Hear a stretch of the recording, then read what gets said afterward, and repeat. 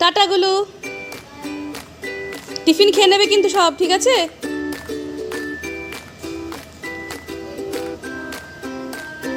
না না, কিছু হবে না, তুমি সাবধানে যাবে, পাপাকে ভালো ভালো করে ধরে বসো। Bye bye.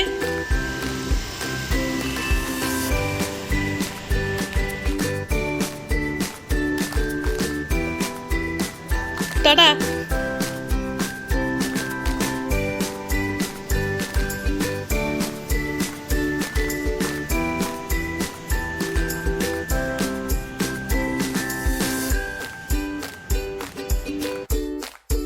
Good morning Bengaluru, the Paul's ব্লগে আপনাদের সকলকে স্বাগত জানাই।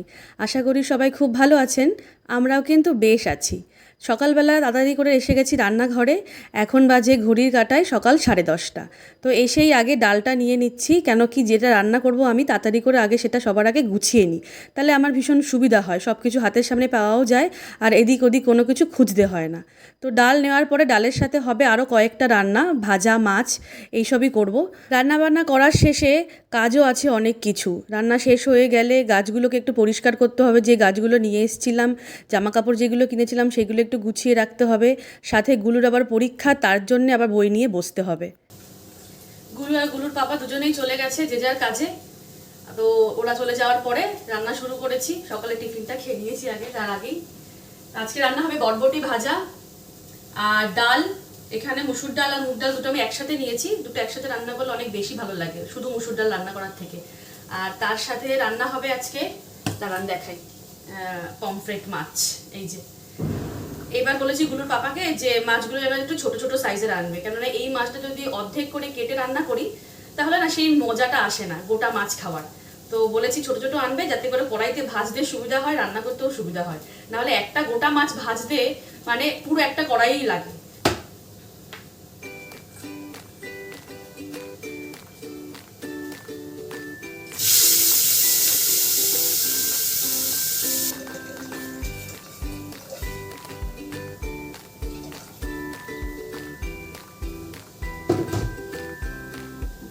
ডালে কিছুই দিলাম না, শুধু জিরে ফোড়ন দিয়ে টমেটো দিয়ে ডালগুলো দিয়ে দিলাম, তারপর নুন হলুদ দেবো, ব্যাস হয়ে যাবে।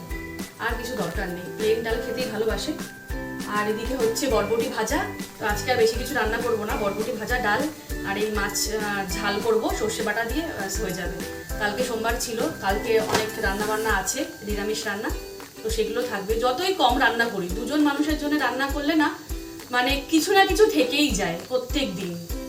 তো কালকে তো আছে কিছু কিছু রান্না, তাই জন্য আজকে আর বেশি কিছু করব না। যাই হোক, রান্না বান্না শেষ হয়ে গেলে তারপর কি কি মার্কেটিং করেছিলাম সেদিনকে জামা কাপড়, সেগুলো দেখাবো আপনাদের। আর সাথে যে ফুল গাছগুলো এনেছি না, জানেন শিউলি ফুল গাছগুলো এনেছিলাম না, শিউলি ফুল গাছটা, সেই শিউলি ফুল গাছটাতে সুন্দর ফুল ফুটছে আর নিচে ঝরে ঝরে পড়ছে, ওটাও আপনাদের সাথে শেয়ার করবো।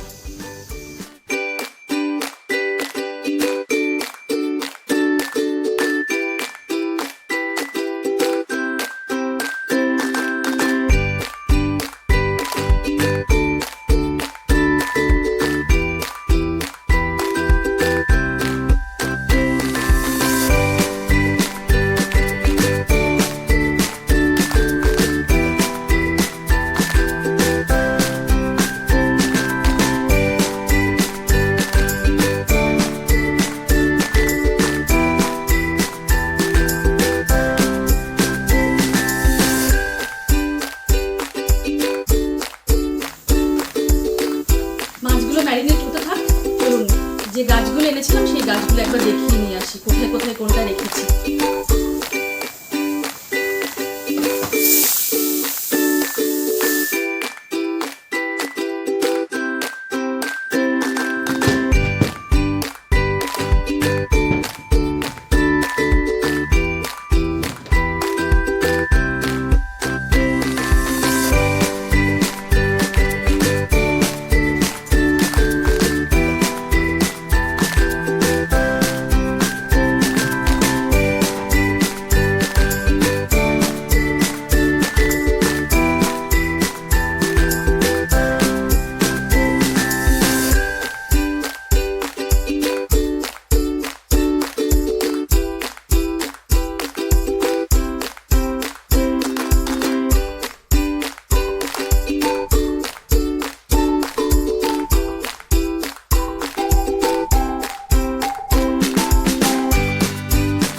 আপনাদের দেখাই গাছগুলো কোথায় কোথায় রেখেছি।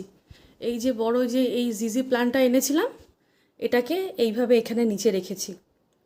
এই যে স্টুলটা রেখেছি, এই ভাবছি যে স্টুলটা সরিয়ে এখানে সুন্দর একটা কিছু নিয়ে আসতে হবে যেটা উঁচু হবে গাছটা, আর এরকমভাবে উঁচু থাকলে তবে ভালো লাগবে। নাহলে গাছটা যদি একদম নিচে রেখে দিই তাহলে কি হবে, দেখা যাবে না গাছটাকে। গাছটা যে এনেছিলাম না, রাস্তার পাশে যে দোকানটা ছিল ওই জন্য না গাছটায় দেখুন কেমন ধুলো পড়ে আছে পাতাগুলোর মধ্যে।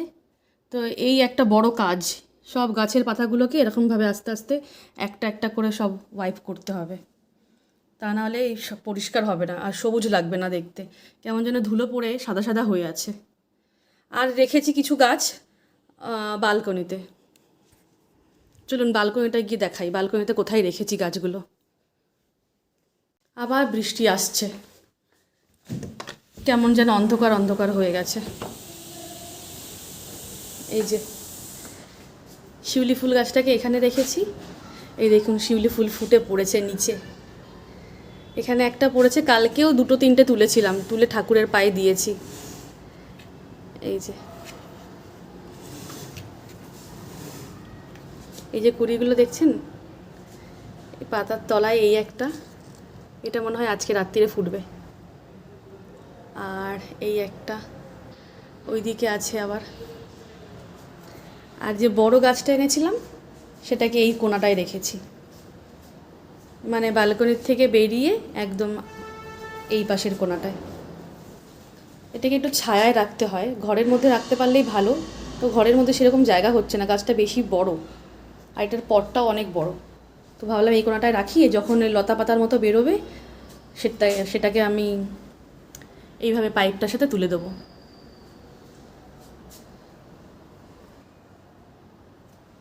এই যে দেখছেন নতুন নতুন পাতা বেরোচ্ছে, এখানে একটা বেরিয়েছে, এখানে দুটো গাছ আছে, দুটো কি তিনটে গাছ আছে একসাথে।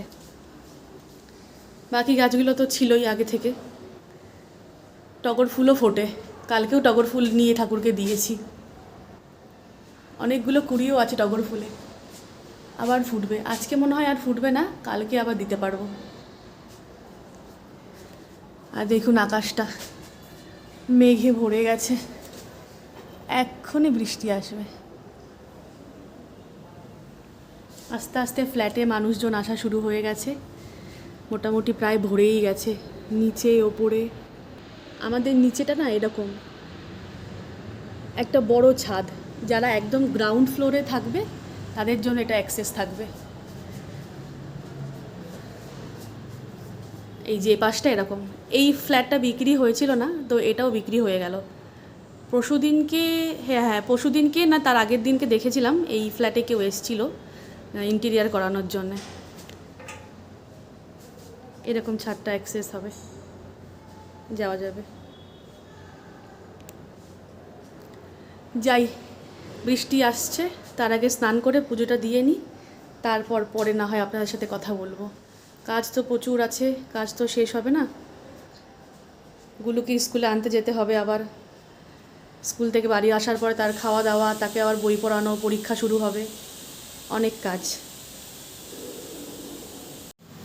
গাছ অনেক দেখা হলো, এবার চলে আসলাম রান্নাঘরে রান্না করতে। যে মাছগুলোকে ম্যারিনেট করে গেছিলাম সেইগুলো এবার রান্না করব। প্রথমে একটা মাছ দিলাম কড়াইতে, দেওয়ার পরে ভাবলাম যে মনে হয় দুটো তিনটে মাছ একবারেই চলে আসবে। তো একটা মাছ দেওয়ার পরে আবার একটা দিলাম, কিন্তু দুটো মাছ দেওয়ার পরে কড়াইটা প্রায় আটকেই গেল। তারপর ভাবলাম তারপরেও হয়তো আরেকটা মাছ হয়ে যাবে, কিন্তু হচ্ছে না। মাছগুলো একেবারেও ছোট ছিল না, তাই জন্য মাছটা উঠিয়ে নিলাম, কেন হচ্ছে না যখন, তখন তিনটে একসাথে দিলে নষ্ট হয়ে যাবে ভাজতে গেলে। তো যাই হোক, এইভাবে মাছগুলো ভেজে নেব, তারপরে আস্তে আস্তে সর্ষে বাটা দিয়ে মাছটা রান্না করব।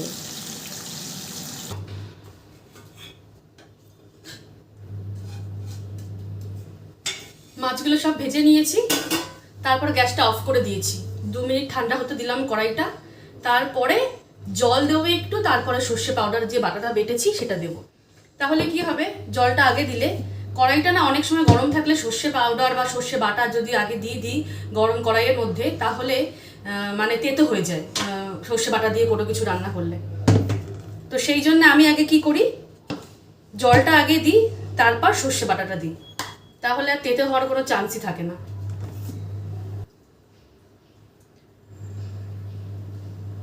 যারা সর্ষে বাটা দিয়ে কিছু রান্না করলে তেতো হয়ে যায়, তারা এরকমভাবে রান্না করবেন। প্রথমে কড়াইটার মধ্যে যা কিছু রান্না করবেন সেটা ভাজা হয়ে গেল, তারপর ওটাকে একটু বন্ধ করে রাখবেন, ঠান্ডা হয়ে যাবে কড়াইটা। তারপরে ওর মধ্যে হালকা একটু জল দিয়ে তারপর সর্ষে বাটাটা দেবেন। তাহলে কি হবে, কড়াইটা গরম থাকার জন্য না সর্ষে বাটা দিলে অনেক সময় তেতো হয়ে যায়, তো ঠান্ডা হয়ে গেলে সেই জিনিসটা আর হয় না। স্নান করে কাজটা ছেড়ে পুজো দিয়ে তারপর খাবার নিয়ে বসে পড়েছি। তো এখানে এনেছি ডাল, আর যে বটবটি ভেজেছিলাম সেটা এনেছি, আর এনেছি যেটা রান্না করেছি পমফ্রেট মাছটা। পমফ্রেট মাছটা না আমার মেজমাসির মতো রান্না করতে পারিনি, ও ভীষণ সুন্দর রান্না করে। সর্ষে বাটা দিয়ে এত সুন্দর পমফ্রেট মাছ রান্না করে, মানে আঙুল চেটে খাবে মানুষ। যে কোনো জিনিসই রান্না করলে মাসি অনেক সুন্দর করে রান্না করে, শুধু সর্ষে বাটা দিয়ে পমফ্রেট মাছ না, যে কোনো জিনিস। ওনা যখন সর্ষে বাটা দিয়ে কোনো জিনিস রান্না করে তখন এটাকে কি করে, একটু ছাঁকনি দিয়ে সর্ষে বাটাটাকে ছেঁকে নেয়, তাহলে কি হয় শুনেছি নাকি গ্যাস হয় না, মানে খোসাটা যে নিচে পড়ে থাকে ওর জন্য নাকি গ্যাস হয় না। আমি তো সেসব করি না, আমার কাছে তো সময়ও নেই।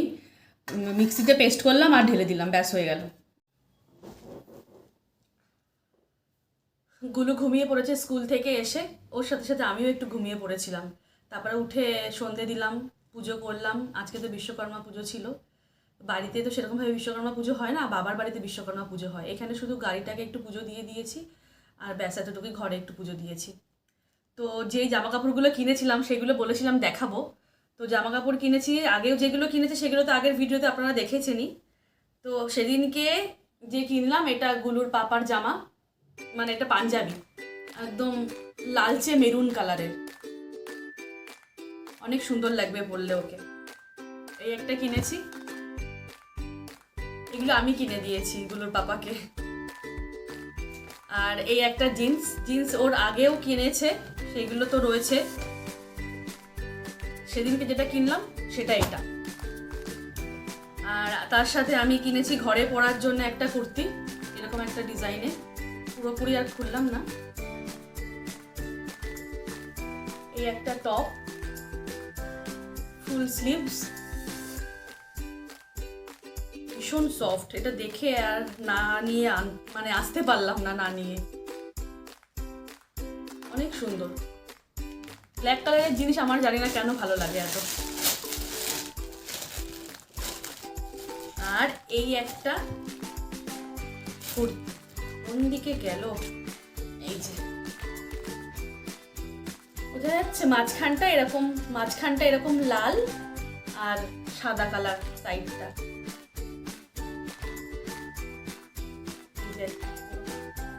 দেখেই আগে তাড়াতাড়ি করে উঠিয়েছি, কালো বলে কথা। আর তার সাথে আমি অনলাইনে আরেকটা জামা আনিয়েছিলাম, এটা হচ্ছে এই যে, এটা একটু ঢোলা ঢোলা জামাটা, মানে এরকমই একটু লুজ পড়ে, ফিটিংস পড়ে না। আর নিচের দিকটা না এরকম,